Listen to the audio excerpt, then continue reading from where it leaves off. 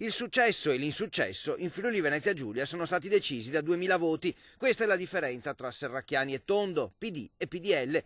E pochi chilometri più in qua, in Veneto, le elezioni regionali vengono analizzate dal centrodestra per capire se è il caso di preoccuparsi per ciò che potrebbe accadere nel 2015, quando si andrà al voto anche nella nostra regione. C'è un'amarezza, diciamo, di fondo. C'è però la consapevolezza che il dato elettorale nel suo complesso è un dato soddisfacente rispetto alle politiche, siamo in crescita come partito, in crescita come coalizione. Quanto alle elezioni in Veneto, aperto il dibattito sui 2 anni che mancano all'appuntamento alle urne. Sono pochi, sono tanti, dipende dai punti di vista. L'onorevole Galan, ospite X News, lancia l'allarme. Si vada anche avanti così com'è, ma evidentemente io ho una preoccupazione forte se continuiamo così.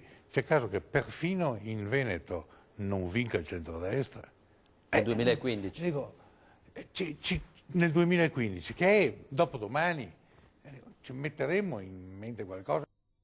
Con questi tempi della politica succedono talmente tante cose a ore che fra 2 anni non è domani, ma sembra che sia fra un'eternità. È indubbio che quello che conta è non pensare alle alchimie politiche, ma pensare al buon governo.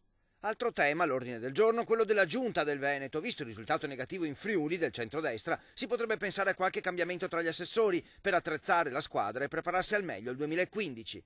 Non mi appassiona il concetto di rimpasti, un conto è il buon governo e che le nostre idee abbiano in qualche modo a essere portate avanti con forza, anche frutto del dato elettorale che abbiamo avuto rispetto all'alleato. Un conto parlare di serie. Non ho trovato un cittadino uno che mi dica che è opportuno pensare alle poltrone, alle sedie e quant'altro.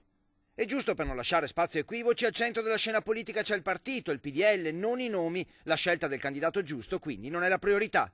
Da oggi ad allora quello che conta è governare bene e far sì che i veneti, per quel che è possibile comunicare, capiscono come stiamo proponendo il governo regionale. Poi penseremo ai nomi, ai cognomi e le sedie, ma mi pare che oggi è prematuro.